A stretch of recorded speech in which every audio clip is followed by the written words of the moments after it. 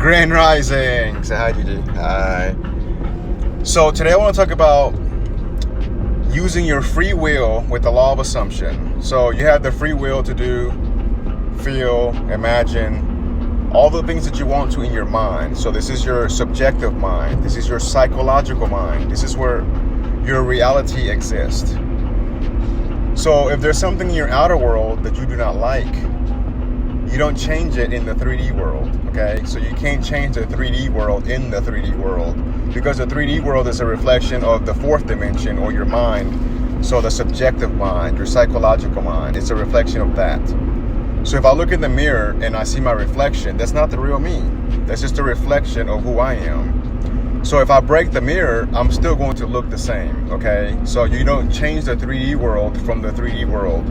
You change the world internally by going within and communing with yourself, okay?